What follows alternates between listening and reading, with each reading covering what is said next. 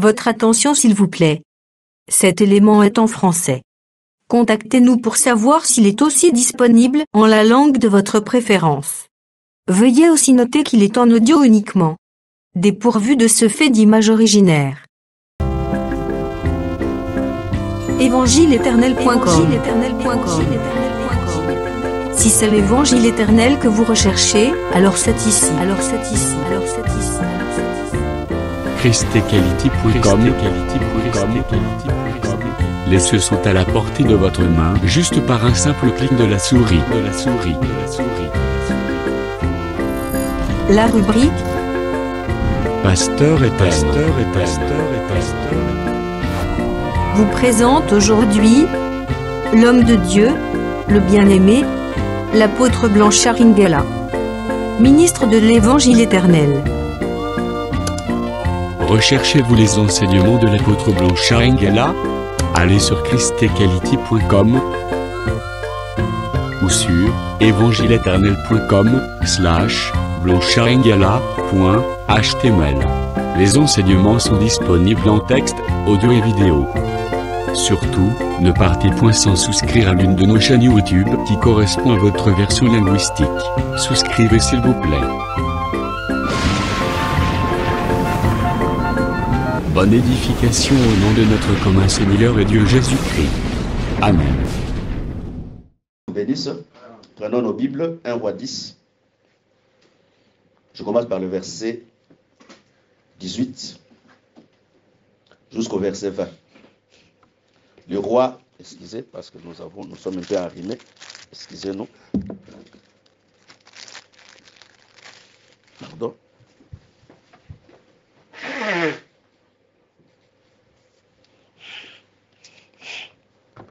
J'ai lu au nom de Jésus-Christ.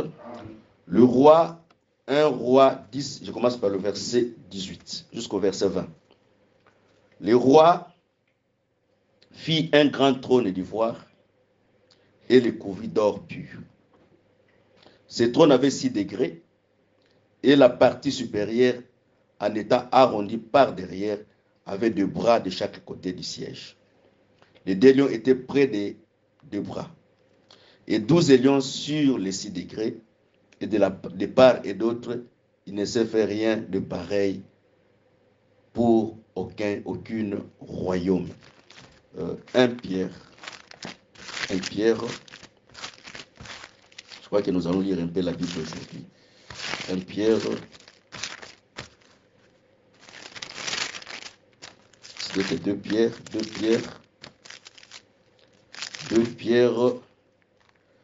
Pierre 1, je commence par le verset 3. Par sa divine puissance, nous a donné tout ce qui contribue à la vie et à la piété au moyen de la connaissance de celui qui nous a appelés par sa propre gloire, par sa vertu, lequel nous a assuré de sa part le plus grand et le plus précieux promesse, afin que par elle nous devenions participants de la nature divine, en fouillant la corruption qui existe dans le monde par la convoitise. À cause de cela même, faites tout votre effort pour joindre à votre foi la vertu, la science, la tempérance, la patience, la piété, à la piété, l'amour fraternel, et l'amour fraternel, la charité. Oui, si ces choses sont en vous, ils nous sont avec abondance, et elles ne vous laisseront point oisifs ni stériles pour la connaissance de notre Seigneur Jésus-Christ. Genèse 7.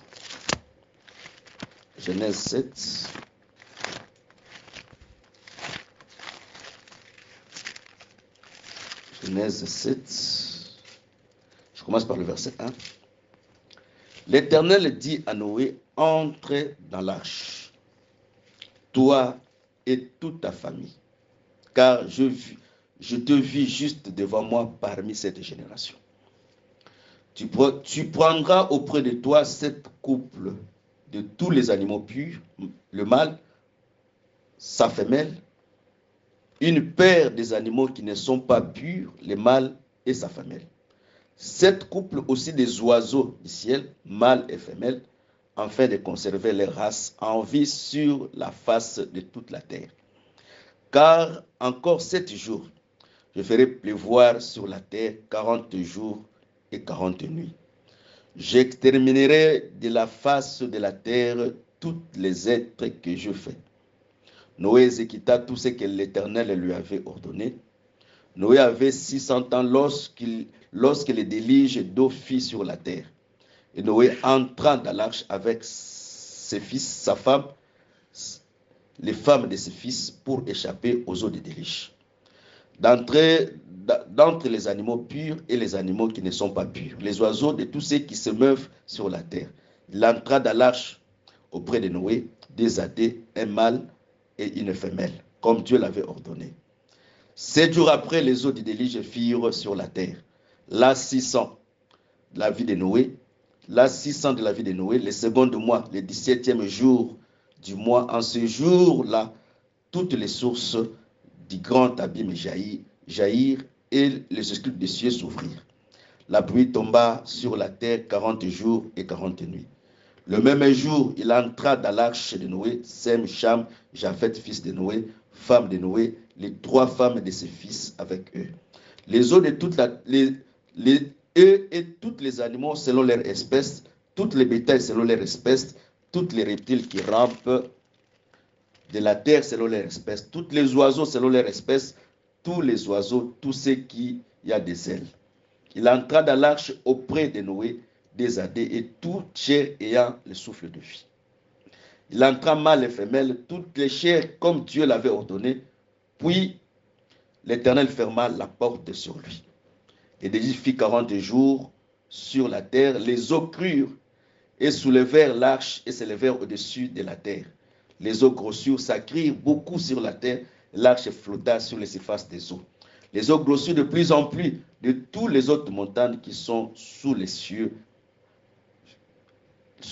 entièrement fit couvertes. Les eaux s'élevèrent et couvraient au-dessus des montagnes qui les couvraient. Prenons encore 1 Pierre 3. 1 Pierre 3. 1 Pierre 3. 1 Pierre 3. 1 Pierre 3.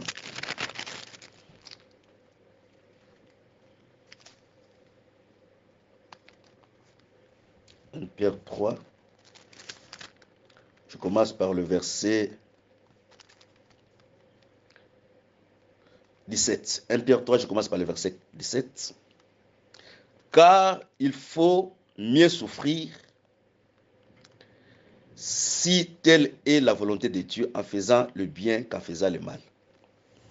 Christ aussi a souffert une fois pour le péché, lui juste pour des injustes, afin de nous amener à Dieu, ayant été mis à mort quant à la chair, mais ayant été rendu vivant quant à l'esprit, dans lesquels aussi il a prêché les esprits en prison, qui autrefois étaient incrédules, lors de la patience de Dieu se prolongea au jour de Noé, pendant qu'il conduisait l'arche, dans laquelle un petit nombre de personnes, c'est-à-dire 8, firent sauvées. Pour terminer, nous allons prendre Jacques 5, je crois que nous avons lu cette écriture le dimanche. Jacques 5, je commence par le verset 10.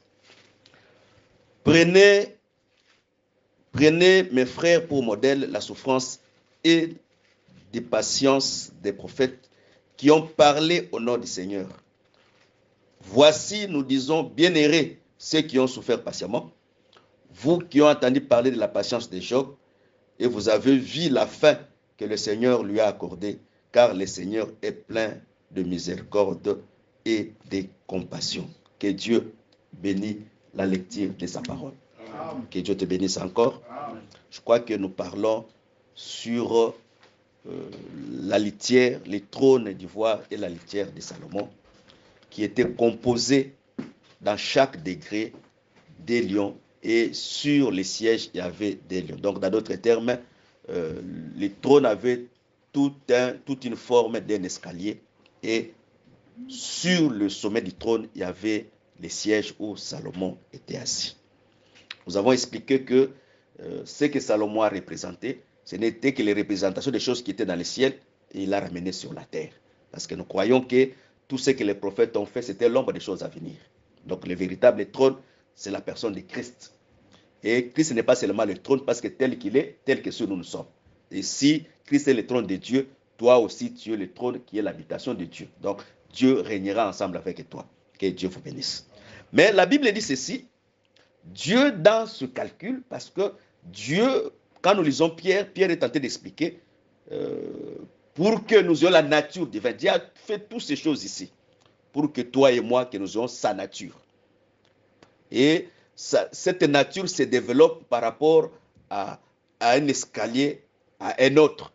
Donc, nous nous perfectionnons de temps en temps par rapport à la nature de Dieu. Donc, la foi, c'est la nature divine, parce que Dieu a créé par la foi.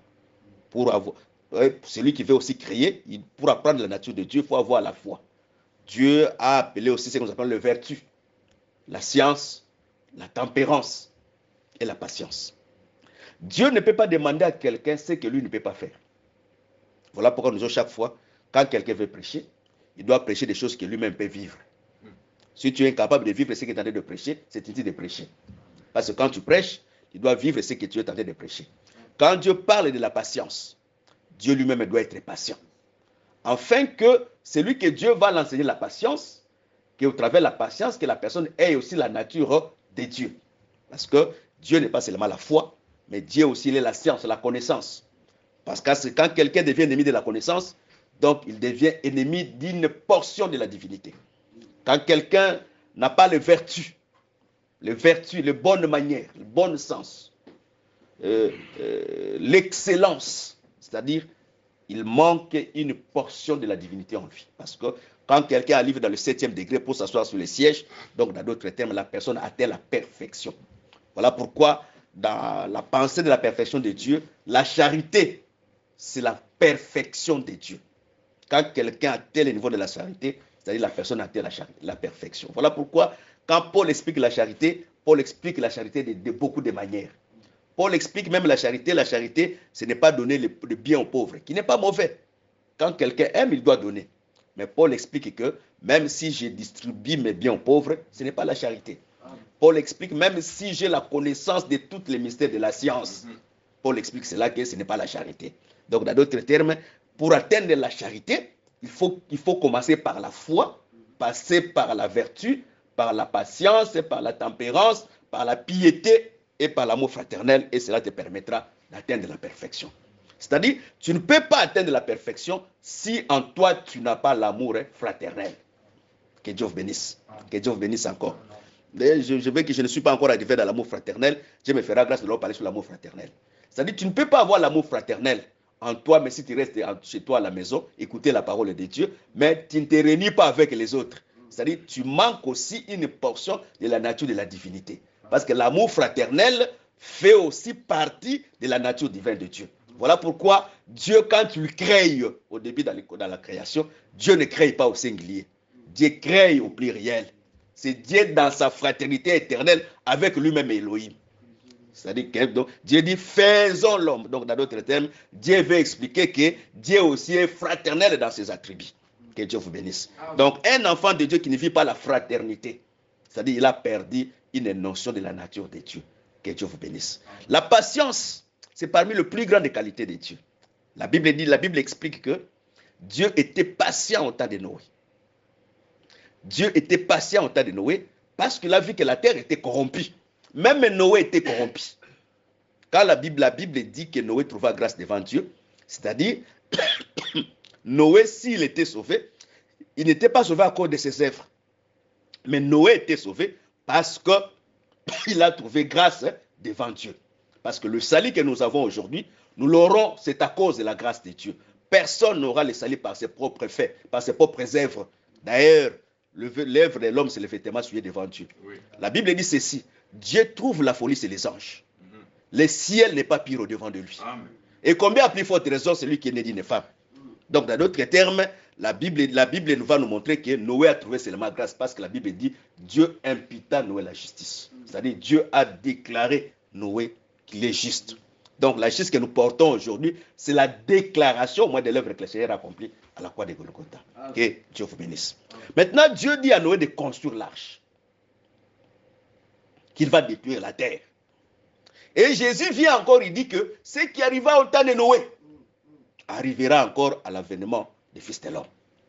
Dans d'autres termes, la Bible dit, ce qui s'est passé là, Dieu savait qu'il y avait des incrédules. Mais la patience de Dieu, bien que les incrédules ont péri, mais Dieu a ouvert encore une seconde porte à la mort de Christ à la croix de Golgotha pour que son esprit aille encore prêcher les esprits incrédules. Que le Seigneur bénisse. Que le Seigneur bénisse encore. Donc, dans d'autres termes, écouter la prédication, c'est aussi une opportunité que Dieu ouvre dans notre vie. Parce que l'homme, dans sa nature, l'homme est incrédule. Mais Dieu est patient pour parler à l'homme. Que Dieu vous bénisse. Voilà pourquoi la Bible dit, regardez la patience des prophètes. C'est-à-dire, tout celui qui est prophète, tout celui qui était un prophète, l'esprit de Christ qui était en lui. Parce que la Bible dit, les prophètes qui ont prophétisé, la grâce qui vous a été réservée, l'esprit de Christ était en eux. Donc, dans d'autres termes, quand Dieu donne quelqu'un son esprit, cet esprit doit ramener la nature de Dieu dans la personne. Amen. Que Dieu vous bénisse. Amen. Mais comment l'esprit de Dieu va ramener la nature de Dieu dans la vie de la personne? Il faut que maintenant que l'homme intérieur qui est dans l'homme puisse commencer à grandir. Amen. Que le Seigneur bénisse. Amen. Parce que quand Dieu donne à quelqu'un le Saint-Esprit, Dieu sait que l'homme il est péché. Mais Dieu donne le Saint-Esprit quand même à un péché. C'est comme les jours de Pentecôte, parmi les 7 fêtes de l'Éternel, c'est les seules fêtes où Dieu agrée les levains. Parmi les 7 fêtes, aucune fête parmi les fêtes, la Pâque n'a pas de levain. Le Pentecôte, les fêtes des tabernacles n'ont pas de levain. Les fêtes des moissons, mais la fête de Pentecôte, Dieu agrée les levains. Or, le Pentecôte, Dieu l'a expliqué le jour, dans Acte 2, le Saint-Esprit est descendu sous forme de feu. Donc, dans d'autres termes, Dieu accepte l'homme pécheur de lui accorder le Saint-Esprit pour que le Saint-Esprit fait un travail de la vie de cette personne. C'est-à-dire, le Saint-Esprit doit grandir en toi. Parce que la Bible dit, ce n'est pas moi, c'est l'Écriture, qui dit qu'aussi longtemps que l'homme extérieur se détruise, l'homme intérieur se renouvelle jour au jour. C'est-à-dire, l'homme intérieur doit atteindre la perfection. Maintenant, Dieu dit à Noé de construire l'arche. De construire l'arche. Et Noé commence à construire l'arche. Je crois que c'était une grande folie. Que j'ai écouté Dieu parler. Et Dieu m'a dit de construire l'arche. Je crois que l'évangile que nous avons reçu est une folie. Si tu cherches seulement te voir par les yeux, tu seras surpris. Et je me pose beaucoup de questions. La Bible dit ceci. À ce temps-là, Dieu n'avait pas encore fait pleuvoir sur la terre. Parce que quand tu construis l'arche, tu dois le construire peut-être auprès d'une fleuve. Parce que même le constructeur de navires, quand il construit des grands navires, il les construit auprès d'une fleuve. Parce qu'après avoir construit, c'est facilement, on peut le pousser dans l'eau afin que le bateau commence son mouvement. Mais Noé construit l'arche seulement par le jeu de la foi. Noé commence à construire. Je me pose la question. Quelle est la patience que Noé a eue de construire l'arche? C'est la confiance qu'il avait en Dieu qui lui a permis de construire l'arche. Quand est-ce que l'homme est patient? L'homme est patient vraiment quand il est confiant en Dieu. Quelqu'un qui n'a pas la confiance en Dieu ne peut pas être patient. Parce que la patience, comme dit le frère Jacques, la patience doit accomplir parfaitement son œuvre. Les gens qui ne sont pas patients dans la vie, c'est difficile qu'ils puissent réussir dans la vie. Que Dieu vous bénisse. C'est difficile. Je vais donner quelques exemples dans la Bible. Parce que je serai un peu évangélique à la fin. Je prends un exemple, le monsieur qui a fait 38 ans dans la piscine de Bethsaïda. Pour que le monsieur ait la guérison, le monsieur devait être patient.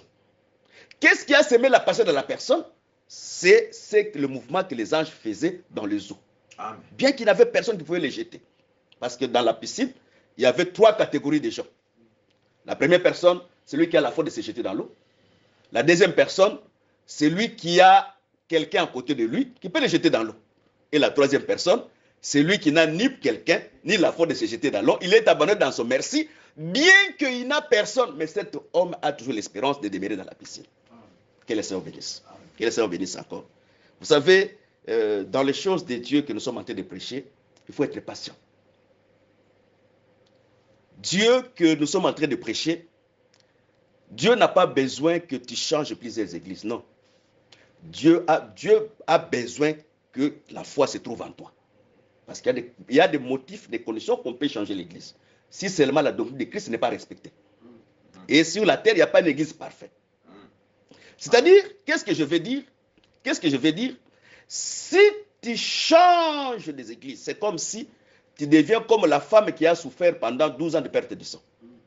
Qui est allé voir plusieurs médecins. C'est-à-dire, quand il voyait un gynécologue, il va. Je prends un exemple, tu vois un gynécologue, tu n'es pas enceinte, tu cherches encore un gynécologue. Et chaque médecin, chaque ministre a une église locale. Donc, dans d'autres termes, cette femme allait de montagne en montagne pour chercher la guérison, mais n'a jamais eu la guérison. Or, la guérison, c'était en lui-même. Parce que le jour qu'il a mis sa foi en exercice, il a été guéri. Dieu a besoin de notre foi. Il y a certaines choses de futilité inutile. Dieu a besoin seulement que tu aies la foi. Même si tu trouves impossible, continue toujours à croire. Continue à croire ce que la Bible dit, espérer au-delà de toute espérance. Et je continue à prêcher ce que je dois prêcher. Je me pose encore la deuxième question. Parce que le problème de Noé, quand il a construit l'arche, le plan de Dieu était que l'arche puisse aller sur les sommets des montagnes des Ararat. Est-ce que ça comprend? Parce que les sommets des montagnes des Ararat, c'était les statures parfaites de Christ.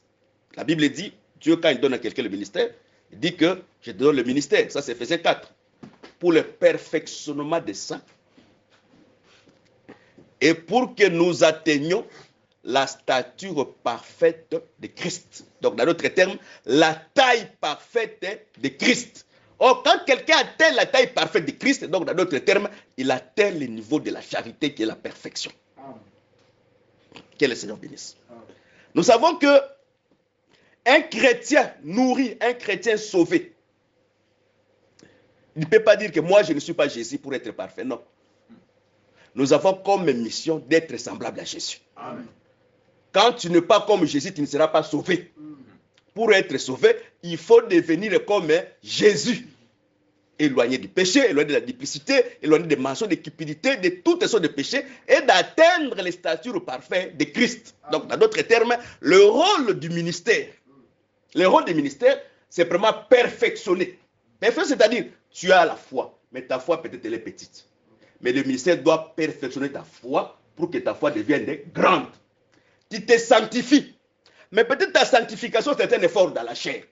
Mais dans le niveau de la pensée, dans le niveau de la spiritualité, tu es un pécheur. Donc, dans d'autres termes, le ministère doit te ramener qu'on ne conserve pas seulement la pureté dans la chair, mais on doit aussi conserver la pureté dans la pensée, dans l'esprit. Je donne un petit exemple. Si tu dors la nuit et que tu trouves que un homme mystérieux est venu coucher avec toi, c'est ton esprit qui est souillé. C'est-à-dire, tu n'es pas parfait par rapport à l'esprit. Mais quand je prends un deuxième exemple, quand tu t'assois, tu médites faire du mal, mais tu n'as pas encore fait du mal. Quand nous te voyons comme ça, tu es sain, mais tes pensées sont déjà souillées. Donc le ministère nous amène aussi à perfectionner notre manière de penser. En dehors de ça, d'atteindre la stature parfaite de Christ. Donc dans d'autres termes, Noé, ça c'est la pensée divine parce que l'esprit de Christ est le même. C'est-à-dire Noé, quand il a construit l'arche, quand il regarde les montagnes qui étaient tout autour de lui, il ne sait pas comment il peut atteindre la stature parfaite de Christ. Comment il va atteindre la taille de Christ. Parce que atteindre la stature parfaite, c'est atteindre la taille de Christ. Que Dieu vous bénisse. Que Dieu vous bénisse encore.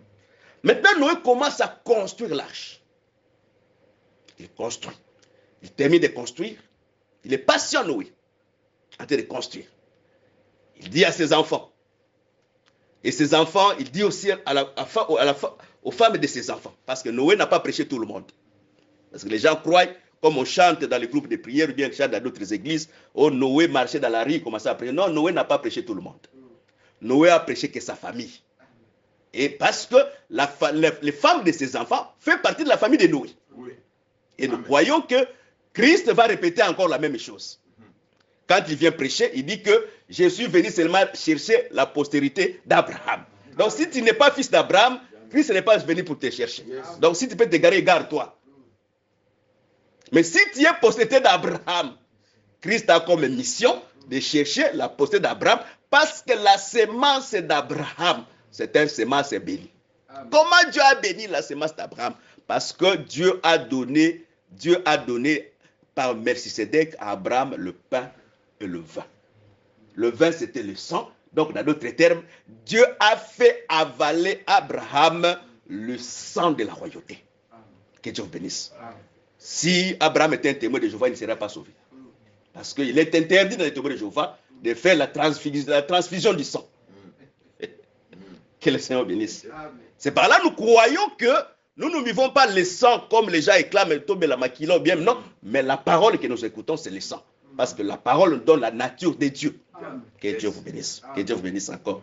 Maintenant, Noé, quand il s'assoit, il regarde des montagnes. Plusieurs montagnes. Mais qu'est-ce qu'il va donner à Noé la taille, la taille parfaite de Dieu? C'est la pluie. Que le Seigneur bénisse. C'est la pluie qui donnera à Noé la taille parfaite de Dieu, de Christ. Je prends un deuxième exemple. Zachée est un homme très court. Mais Zachée a besoin de voir Jésus. Parce que je crois que les hommes courts ne verront pas Jésus. Quand il est de courte taille, tu ne peux pas voir Jésus. Que Dieu vous bénisse encore. Que Dieu vous bénisse. Mais Zachée, mais comment je vais voir Jésus? Jésus va passer. Parce que le problème est que Jésus, nous disons c'est Dieu comme étant un metteur en scène. Parce que Dieu, quand il veut venir chez toi, tu ne feras pas des efforts. Dieu même lui-même va mettre en scène comment il va venir chez toi. Dieu va préparer toutes les choses pour venir chez toi. Quand Dieu veut visiter quelqu'un, Dieu va mettre en scène toutes les possibilités afin que la personne soit visitée. Amen. Que Dieu vous bénisse. Je commence par Abraham comme étant un prophète. Parce que la personne des prophètes, nous devons aussi respecter les prophètes. Abraham, il offre à Dieu dans plusieurs hôtels. Mais Dieu va visiter maintenant Abraham dans la chaîne de Mamré. Dieu prend 3 corps. Il veut visiter Abraham. Maintenant, qu'est-ce qui a fait que Abraham puisse remarquer que celui qui était au milieu, c'était Dieu? Parce que l'esprit de Christ, qui était en lui a fait ouvrir les yeux. Parce que l'esprit, c'est le lui. L'esprit, c'est la colère. Quand on te met la colère dans les yeux, tu dois voir clair. L'esprit, quand il vient de la vie de l'homme, l'esprit ne peut pas voir qu'il y a 3 dieux. Tout esprit qui voit qu'il y a 3 dieux, c'est l'esprit d'erreur. L'esprit doit voir qu'il n'y a qu'un seul Dieu, mais qui peut se définir dans 3 dimensions différentes. Yes. Que le Seigneur vous bénisse. Amen. Maintenant, Abraham regarde au milieu, il voit qu'il était. Mais Abraham, avant que Dieu vienne, Abraham n'était pas dehors. Abraham était à la maison, dans sa maison. Mais qu'est-ce qui a fait sortir Abraham dans la maison? C'est les chaleurs. C'est-à-dire, Dieu a chauffé la création. Je crois que si je prends la manière des hommes, c'est comme au Congo, si tu es dans les maisons de tôle, qui n'a pas de plafond, si ça chauffe, tu sortiras dehors. Donc Dieu a chauffé la maison à tel point qu'Abraham est sorti. C'est-à-dire, Abraham est sorti et Dieu lui-même a ouvert encore à Abraham les yeux. Parce que Dieu peut te faire sortir dehors, Dieu peut encore empêcher de le voir. Et Abraham, quand il est sorti de la maison, il a dit à Dieu, tu étais passé ici. Écoute Abraham, pour que tu viennes voir ton serviteur. Donc, dans d'autres termes, le voyage de Dieu dans la chaîne de Mamré, c'était la maison d'Abraham. Mais Dieu faisait semblant comme il se pouvait passer. Que Dieu vous bénisse. Amen. Donc, dans d'autres termes, Dieu prépare maintenant la scène. Il dit comment le cours ici va atteindre la taille pour que Christ entre dans sa maison. Donc, le Messie Zachée doit monter sur le sycomore. C'est le sycomore qui donnera à Noé la taille parfaite pour se voir Jésus.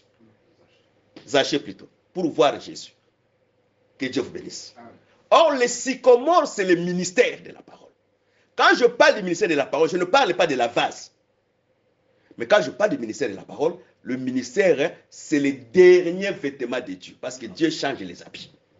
Le dernier habit que Dieu a mis dans le temps, c'est le ministère. Voilà pourquoi, quand Dieu parle du ministère, il dit que tu es comme prophète, comme apôtre, c'est Christ lui-même comme étant apôtre. C'est-à-dire quand Zachée monte dans les sycomores, c'est à ce moment, Christ peut le voir et il va entrer dans sa maison. Dieu ne peut pas voir quelqu'un sans le ministère de la parole. Dans la dispensation où nous sommes, même si tu pries matin et soir, même si tu invoques matin et soir, si Dieu n'amène pas un homme de Dieu devant toi, Dieu ne te verra jamais. Que Dieu vous bénisse. Donc, dans d'autres termes, les sycomores, c'est le ministère de la parole qui a permis de Zachée de voir le Seigneur et que le Seigneur puisse entrer dans sa maison. Le ministère est là pour nous servir l'escalier pour que nous puissions voir Christ. Que Dieu vous bénisse. Que Dieu vous bénisse.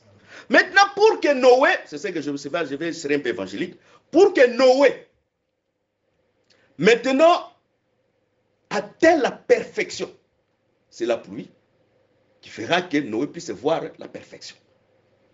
Or, la pluie, selon la Bible, la pluie, c'est la parole de Dieu. Et bibliquement, nous avons chaque fois, le ministre, c'est un nuée qui doit avoir de l'eau. Le ministre ne peut pas être un nuée sans eau. Non. Il doit être un nuée avec eau. Souvenez-vous de la Bible. Je répète encore la Bible pour m'expliquer encore bien. Élie dit à Akab, il va pleuvoir. Mais il envoie son serviteur pour aller voir la pluie. Il va la première fois, il n'y en a pas. Deuxième fois, troisième fois, quatrième fois, cinquième fois, sixième fois, septième fois. Moi, je croyais que les septième fois, les serviteurs devaient voir un grand nuage de pluie. Mais quand le Seigneur est parti pour la cinquième fois, il a vu une pomme de main. Or, la pomme de main, c'était la nuage qui contenait la pluie. Que Dieu vous bénisse. C'est par là que nous comprenons que le ministère de la parole, c'est celui qui doit nous arroser par la pluie. Le ministère de la parole, c'est lui qui doit nous arroser par la pluie. Que Dieu vous bénisse. C'est-à-dire, dans d'autres termes, la pluie qui est descendue, c'est lui qui a permis à Noé de commencer à monter de degré en degré. Or, les trônes avaient 6 degrés et le 7e degré, c'était la perfection. Que le Seigneur bénisse. Que le Seigneur bénisse encore. Donc, dans d'autres termes, la pluie a commencé à assurer Noé. Parce qu'avant la pluie, toutes les montagnes dépassaient Noé de la taille. Oui. Mais après la pluie, Noé dépasse toutes les montagnes de la taille. Est-ce qu'on se comprend? Que Dieu bénisse. Voilà pourquoi Dieu dit à Moïse, a dit que les Israéliens que tu vois aujourd'hui, tu ne les verras plus. Il y a certaines montagnes dans ta vie, si tu demeures dans la parole, et que la parole demeure en toi, des montagnes disparaîtront successivement jusqu'à ce que tu vas dépasser toutes les montagnes de la taille. Amen. Que Dieu vous bénisse. Amen. Je prends encore une deuxième écriture. Avant que Goliath tombe, Goliath dépassait tout Israël de la taille. Oui. Mais quand Goliath est tombé, tout Israël a dépassé Goliath de la taille. Parce que quelqu'un qui tombe, toi tu es debout, tu dépasses de la taille. Même un enfant dépassé de la taille. Que le Seigneur vous bénisse. C'est que je vais te dire aujourd'hui que soyez patient. La patience, c'est le fruit du Saint-Esprit. Ce que tu vois aujourd'hui, ce que tu es aujourd'hui, ce n'est pas ce que tu seras demain. Mais sois patient, laisse que la pluie puisse te ramener. Parce que le problème de Noé était qu'il entre seulement dans l'arche. Écoute, Dieu est très patient. Noé entre dans l'arche. Au lieu que quand Noé a terminé de faire l'arche, Dieu donne encore à Noé 7 jours. Imaginez, vous voulez décoller dans l'avion, vous êtes dans l'avion pendant 7 jours, en train d'attendre que l'avion puisse se décoller. Il faut être patient. Il faut être patient. Parce que Dieu préparait pour Noé des choses grandes. Des choses grandes, c'était quoi? Noé devait vivre une nouvelle terre et une nouvelle ciel. Et cela, c'était possible que par la pluie. Et la pluie a commencé à s'abattre sur la terre. Le premier jour, il y a certaines montagnes qui ont résisté. Le deuxième jour, il y a encore des montagnes qui ont résisté. Mais le troisième jour, des montagnes qui ont résisté, mais peut-être à partir des 4e, 5e, 6e, des petites collines ont commencé à disparaître. Parce qu'il y a certaines choses qui sont des petites collines. Que Dieu vous bénisse. C'est comme l'égoïsme. C'est une petite colline. Voilà pourquoi, au commencement de la foi, Dieu commence par donner. Il dit que c'est par la foi que Abel offrit les sacrifices à Dieu. Donc, dans d'autres termes, la foi donnée, c'est une petite colline. Oui. Amen. Mais quand quelqu'un n'a pas encore dominé la petite colline, il est difficile qu'il puisse dominer des grandes montagnes. Payer la dîme, c'est une petite colline. Yes. Parce que quand on paye la dîme, automatiquement, Dieu sécurise la vie et le travail de la personne qui est en train de donner la dîme. Mais quand quelqu'un est déjà dans les données, ils ne parviennent pas. C'est-à-dire, là, l'arche est encore collée avec la terre. La parole doit commencer à séparer la chair et l'esprit. Parce que le problème est que quand Noé est dans l'arche, l'arche est collée avec la terre. Il n'y a pas de différence entre les œuvres de l'esprit et les œuvres de la chair. Un homme charnel mélange tout. Il prend des choses spirituelles, il croit qu'ils sont charnels. Quand il croit, comment, j'explique un peu comment un homme charnel croit. Un homme charnel, quand il croit, il est en train de prier. Je prends un exemple. Quand je suis au bien, je suis en train de prier. Je commence à prier. Dieu, touche mon grand frère qui est en Europe, qui puisse me donner de l'argent. C'est un homme charnel. C'est-à-dire, il mélange la foi avec les choses charnelles. Parce que lui, il croit que Dieu, au nom de la foi, Dieu va toucher son grand frère. Non. Quand quelqu'un croit, la foi, c'est une grande folie. Tu ne raisonnes pas là où tu veux partir. Il faut prendre l'exemple d'Abraham. Abraham sortit de Mésopotamie sans pourtant savoir là où il partait. Abraham, écoute un peu, Abraham n'avait pas des frères, des cousins cananéens. Pour dire que quand je quitte ici en Mésopotamie, j'aurai quand même un toit à Canaan. Non, Abraham sort seulement de l'éternel. Comme Dieu dit que je sors, je sors. C'est ça la foi, de ne pas penser, qu'il y a quelqu'un que Dieu va toucher et après que Dieu peut toucher cette personne. Non, non, quand quelqu'un croit comme ça, il a déjà échoué dans la foi. Et premièrement, c'est un homme charnel. C'est-à-dire, l'arche doit commencer vraiment à séparer les désirs de l'esprit et les désirs de la chair. Et en montant, la pluie, la parole, quand quelqu'un écoute beaucoup, il écoute plus la parole rend encore l'homme plus spirituel. Parce que Noé, quand il est entré dans l'arche, lui, Noé et tous les gens qui étaient dans l'arche, ils étaient tous collés sur la terre. C'est-à-dire, Noé pensait aussi comme les hommes. Mais quand la pluie a commencé à pleuvoir, la manière de penser de Noé a commencé à changer. Et la manière des gens qui étaient dans l'arche a commencé aussi à changer. Comment la manière des animaux, des hommes qui étaient dans l'arche, si en dehors de l'arche, les lions avaient le problème avec l'agneau, mais dans l'arche, les lions doivent apprendre à supporter l'agneau. Et l'agneau, quelle que soit sa férocité, quelle que soit la férocité des lions, l'agneau n'a pas peur des lions. Parce que là où il y a l'amour, l'amour bannit la crainte. Amen. Vous savez, quand on s'engage dans le mariage, quand on veut s'engager dans le mariage, quand tu es avec une femme, au début du mariage, tu as la crainte qu'on te ravisse cette femme. Je te conseille de ne pas marier cette femme. Parce que ce que je crains, c'est ce qui m'arrive. Donc, dans d'autres termes, je te conseille de ne pas s'aventurer de marier, prendre cette femme en mariage. Mais quand tu as l'assurance que cette femme sera une bonne femme pour moi, et cette femme, je vois qu'il m'aime, en dehors de moi, il n'a pas un autre mari, prends cette femme au mariage. Mais quand tu commences à douter, tu veux te marier par précipitation de verser ta dot. Sache-le que la dot que tu as donnée n'est pas l'assurance du mariage. Que le Seigneur bénisse.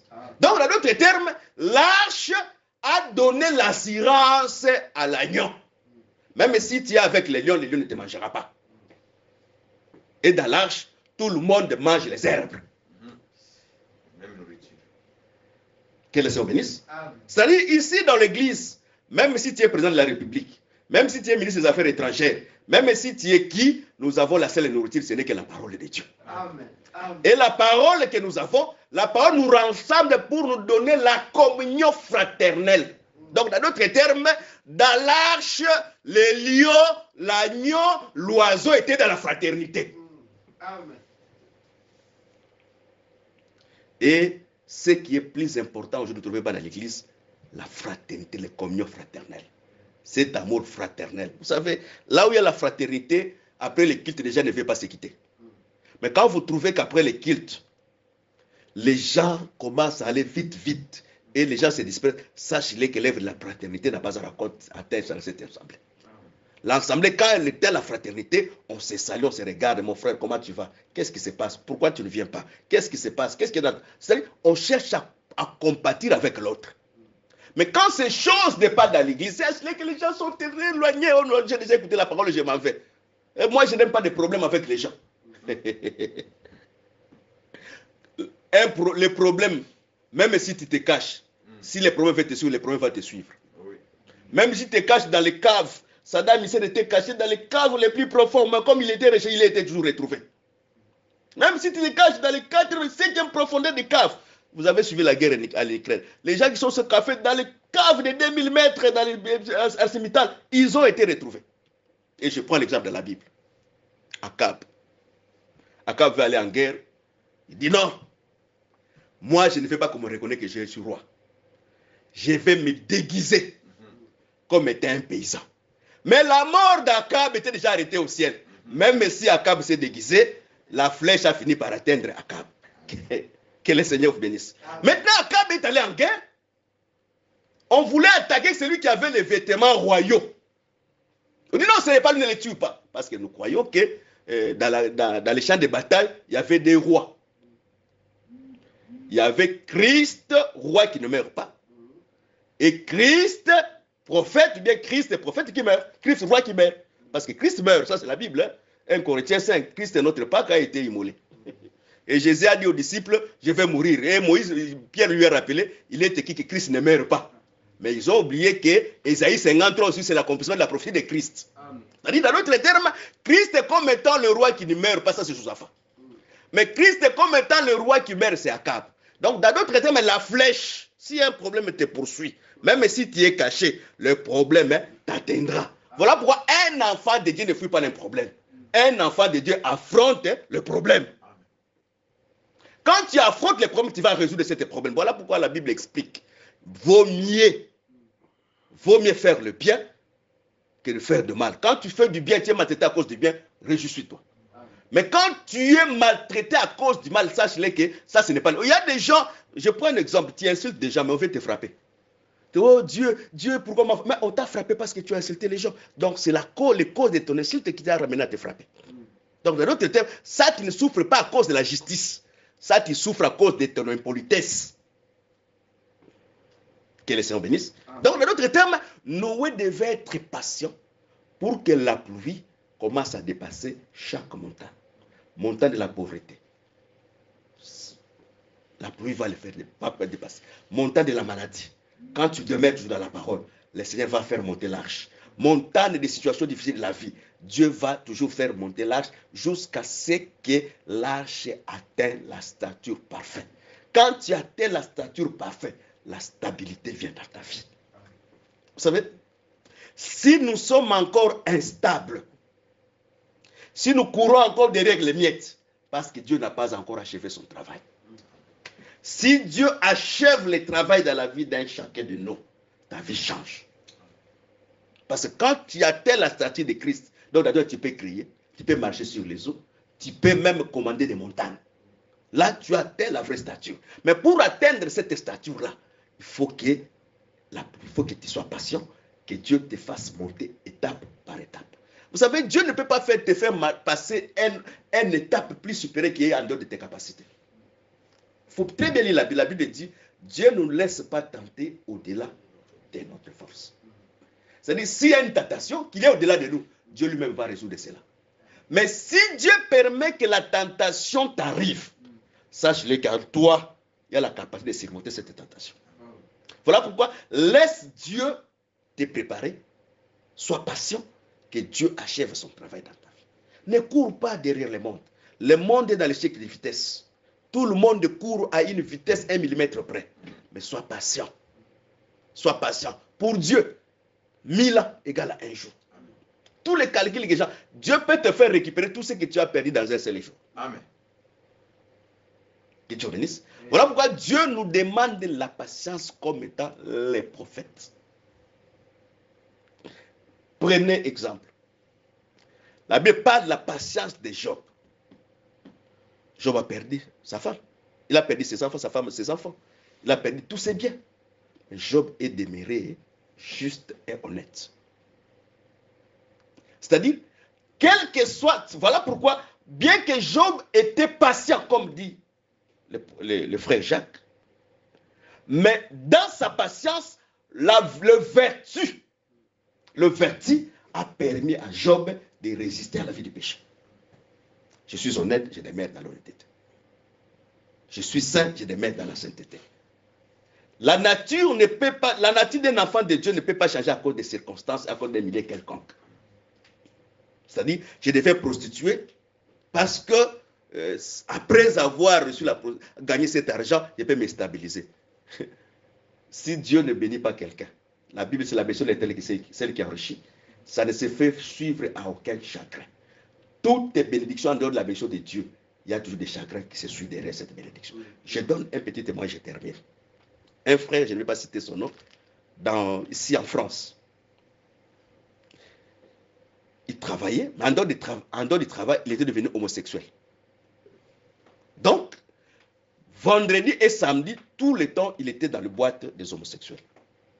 Et il gagnait beaucoup d'argent. Beaucoup d'argent. Il a acheté de voitures, de très belles voitures. Maintenant, il croyait avec l'argent qu'il va gagner, il fera un très beau mariage à sa femme.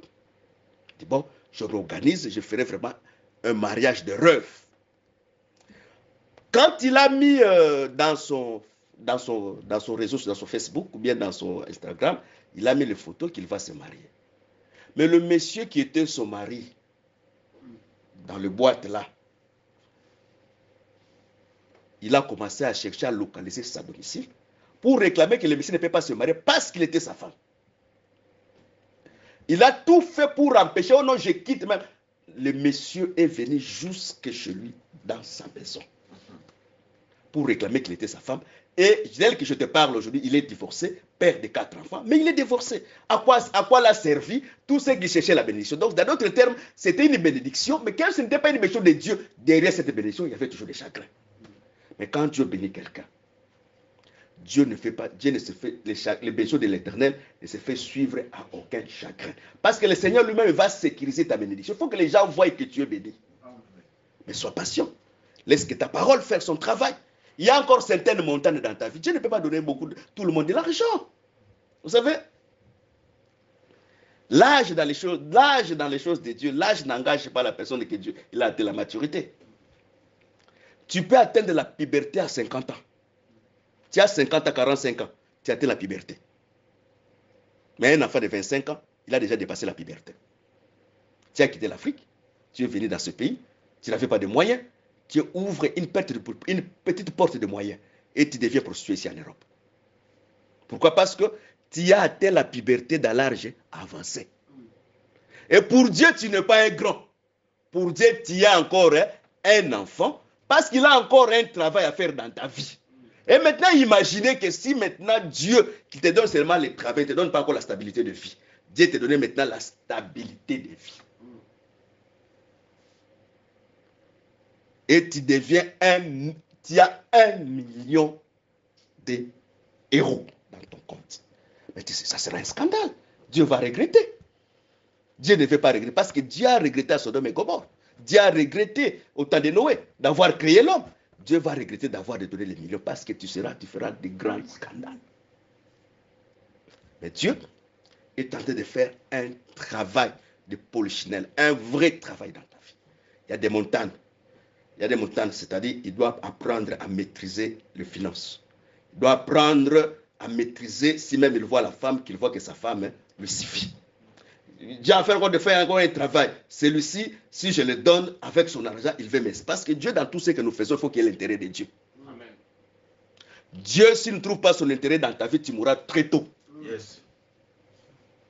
Mais si Dieu trouve que tu as l'intérêt sur ta vie, Dieu va te garder en vie parce qu'il sait qu'il s'en servira de toi. Amen. Voilà pourquoi la Bible dit dans la maison, il y a des vases vides.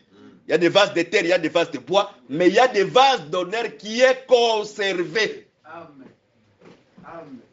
Dieu peut te conserver comme une vase. Il sait que celui-ci il a les capacités. Les jours que je n'aurai besoin, il fait seulement pour il te mange.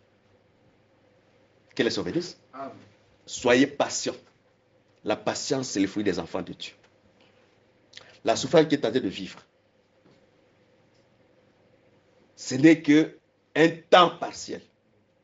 Mais dans le futur proche, le Seigneur va tuer tes larmes. Mais soyez patient. Dieu ne bénit pas dans les désordres. Dieu, même si tu as été patient, Dieu ne bénit pas dans le péché. Parce que tous ceux qui ont péché sont privés de la gloire de Dieu. Restez droit. Ayez confiance en Dieu. Quel que soit le temps, la Bible dit, au temps du soir, la lumière apparaîtra. La lumière finira à apparaître dans ta vie. La lumière de Christ finira par changer ta personne. Mais soyez patient. Noé était patient. Construire l'arche, chercher les animaux, faire entrer dans l'arche, attendre 7 ans, 7 jours. Et l'arche commence à monter. Attendre encore 1 an pour sortir de l'arche, pour commencer à semer sur la nouvelle terre et la nouvelle ciel. C'est-à-dire Dieu fera une nouvelle terre, une nouvelle ciel pour ta vie. Soyez patient. Tu sèmeras dans une terre où il n'y a pas de problème. Tu seras dans une ciel où les esprits mauvais ne t'attaquent plus. Parce que tu as atteint déjà une certaine dimension de la perfection. Que Dieu vous bénisse. Amen. Nous voulons prier. Nous voulons prier. Nous voulons Bonne édification au nom de notre commun Seigneur et Dieu Jésus-Christ. Amen.